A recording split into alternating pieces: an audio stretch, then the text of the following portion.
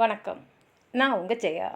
இன்றைக்கி நம்ம இந்த வீடியோவில் மொழி பயிற்சியில் நிறுத்தக்குறிகளை பற்றி பார்க்கலாம் வாங்க. நாம் ஒரு தகவலை ஒருத்தங்களோட பகிரும்போது அதில் பிழைகள் நேர்ந்தால் அப்போ நம்ம சொல்கிற தகவல் முழுமையாக போய் சேருறது இல்லாமல் போகிறதோட ஒரு பிழையான அர்த்தத்துலேயும் போய் சேரும். அதுக்காக தான் நம்ம மொழிபெயர்ச்சியை தரது. தொடக்க நிலையில் இருக்கக்கூடிய அடிப்படையான மொழிபெயர்ச்சியை விதிகள் மூலமாக கற்றுக்கொள்கிறது தான் இலக்கண கல்வி.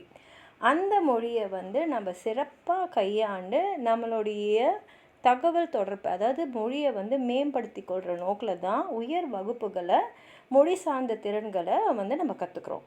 நான் பேசும்போது சொல்ல வர கருத்து தெளிவாகவும் நீட்டியும் இழுத்தும் திடீர்னு நிறுத்தியும் அழுத்தியும் பல்வேறான உணர்வுகளை கூட்டி நம்ம பேசிடுறோம்.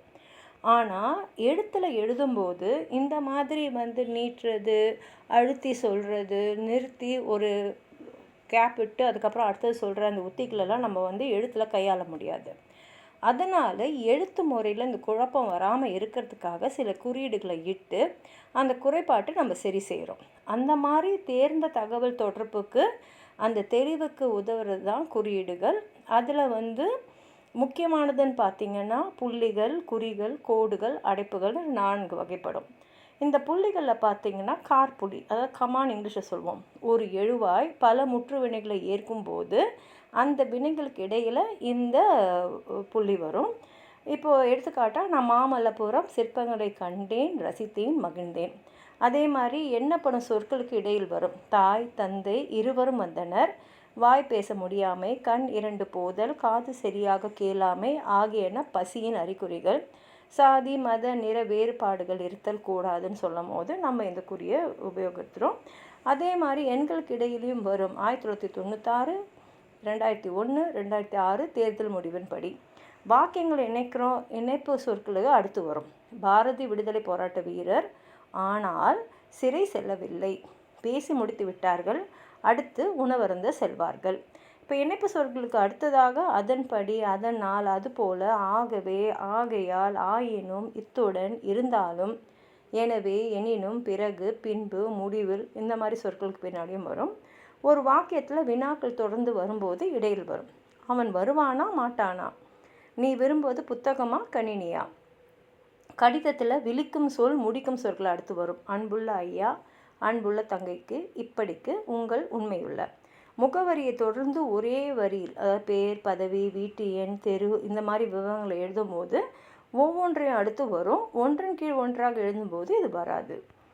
தலைப்பு எழுத்தை, அதாவது இனிஷியல் பேருக்கு பின்னால் வரும்போது வரும் முருகன், ஈரா. பட்டங்களை குறிக்கும் சுருக்க குறியீட்டின் பின் வரும் எம்ஏ, எம்ஃபில், பிஹெச்டி. இப்போ அரைப்புள்ளியை பற்றி பார்க்கலாம். ஒரு கருத்தை மையமாக கொண்டு முற்று தொடர்களை அடுத்து வரும் கல்லூரி முதல்வர் நம்பவில்லை, பேராசிரியர்கள் ஏற்கவில்லை, மாணவர்கள் வரவேற்கவில்லை. வேறுபாடுகளை சுட்டிக்காட்டும் முற்று தொடர்களுக்கு இடையில் வரும் அறிஞர்கள் அடக்கமாக இருப்பார்கள், முட்டாள்கள் ஆரவாரம் செய்வார்கள். முக்காற்புள்ளி கட்டுரையின் பக்கத்தில் தலைப்புகளை அடுத்து வரும் காலை நிகழ்ச்சி, நண்பகல் நிகழ்ச்சி. வரையறை விளக்கத்தை கூறும்போது இடையில் வரும் தகுதி, கல்வி, கண் பார்வை, உடற்கட்டு போன்றவை. பட்டா, நிலம், வீட்டுமனை போன்றவற்றின் ஆவணம். தன் விவர பட்டியலில் வரும் பெயர் நந்தினி, பிறந்த தேதி, பிறந்த ஊர் திருநெல்வேலி.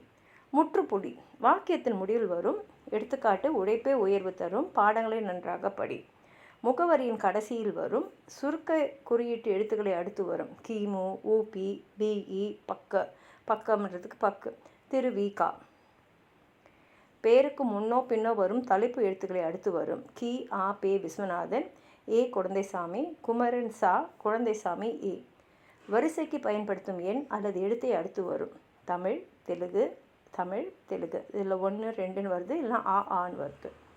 முற்றுப்புள்ளி, அதாவது 3 புள்ளிகளை வைக்கிறது.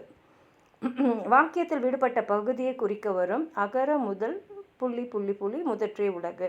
சொற்களின் ஒலிப்பு தொடர்ச்சியை குறிக்க வரும் கண்ணே, கண்ணே, சா, தந்தி. குறிகள் கேள்விக்குறி, உணர்ச்சிக்குறி, இரட்டை மேற்குறி, ஒற்றை மேற்குறி, தனி மேற்குறி, மேற்படிக்குறி, உடுக்குறி ஆகிய 7 குறிகள் எனப்படும். கேள்விக்குறி வினாவோட வாக்கியத்தின் முடிவில் வரும் நான் சொன்னதே படித்தாயா. வினாவை உணர்த்தும் முற்று பெறாத வாக்கியத்தை அடுத்து வரும் சீதையின் கதி, நாங்கள் சாப்பிட்டோம், நீங்கள். உணர்ச்சிக்குறி உணர்ச்சி வாக்கியத்தின் முடிவில் வரும். மாமல்லபுரம் எவ்வளோ அழகு, இவனுக்கு பொண்டாட்டி ஒரு கேடு. உணர்ச்சி சொற்களை அடுத்து வரும். வந்து விட்டான், ஐயோ வேண்டாம். விழி சொற்களை அடுத்து வரும். மாணவர்களே, உடன்பிறப்புகளே, இரத்தத்தின் இரத்தங்களே. வியங்கோல் வினையை அடுத்து வரும். மன்னர் வாழ்க, தீயவர் நாசமாக போக. இரட்டை கோல்குறி. மேற்கூற்றை தனித்து காட்ட வரும். எடுத்துக்காட்டு, நீ நன்றாக படிக்கிறாய் என்று சொன்னார். உடனே யார் அங்கே என்ற குரல் கேட்டது. பாடல், நூற்பா, உரைநடை பகுதி போன்றவற்றை எடுத்தாலும் போது வரும்.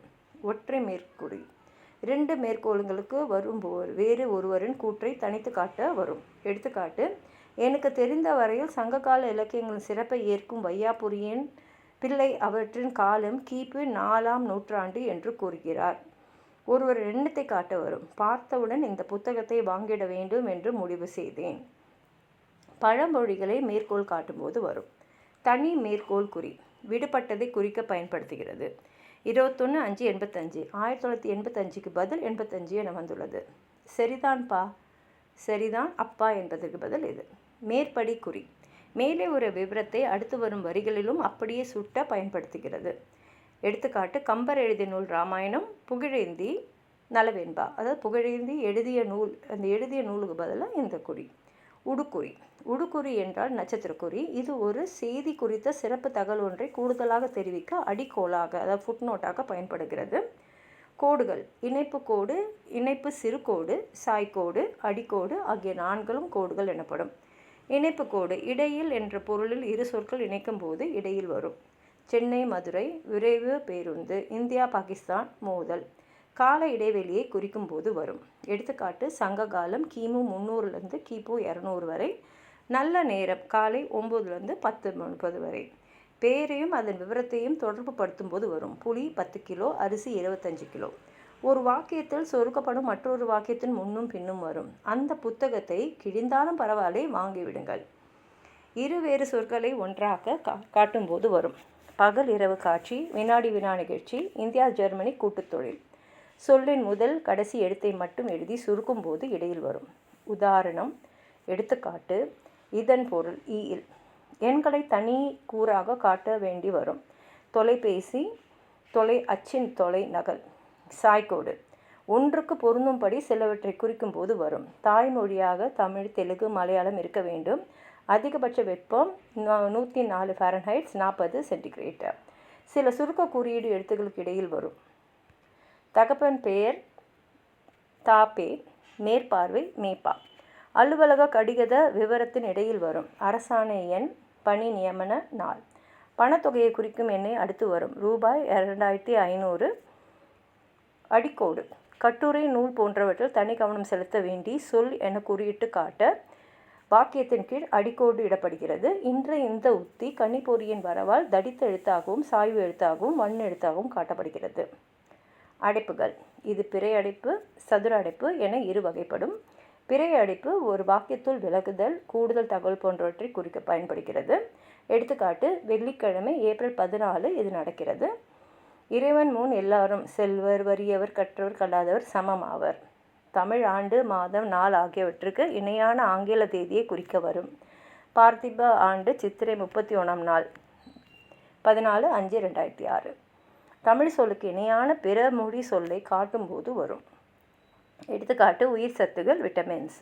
மேற்கோள் ஆதாரம் காட்டும்போது வரும். தீதும் நன்றும் பிறர் தர வாரா, புறநானூறு. வரிசை எண் அல்லது எழுத்திற்கு வரும். ஒரு பக்கம் மட்டும் வருவது உண்டு. எடுத்துக்காட்டு, 1, 2 இந்த மாதிரி. சதுர அடைப்பு. ஒருவர் பிறர் கருத்துக்கு இடையில் தம் கருத்தை தெரிவிக்க பயன்படுத்துவது. எடுத்துக்காட்டு, எனக்கு ராமன் கொடுத்த செல்வத்தை, அதாவது இலங்கையை உனக்கு தருகிறேன். பிறை அடைப்புக்குள் இன்னொரு அடைப்பு தேவைப்படும் போது வரும். இதனை மூவர் தேவாரத்தில் சம்பந்தர் தேவாரம், அப்பர் தேவாரம், சுந்தரர் தேவாரம் மிக தெளிவாக காணலாம். இது வரைக்கும் நம்ம பார்த்ததில் உங்களுக்கு எதாவது சொல்லணும்னு நினச்சிங்கன்னா கீழே இருக்கிற கமெண்ட் பாக்ஸில் எழுதுங்க. இந்த வீடியோ லைக் பண்ணுங்கள், உங்கள் ஃப்ரெண்ட்ஸோடு ஷேர் பண்ணுங்கள். சப்ஸ்கிரைப் பண்ணாதவங்களாம் ப்ளீஸ் சப்ஸ்கிரைப் பண்ணி சப்போர்ட் பண்ணுங்கள். நன்றி.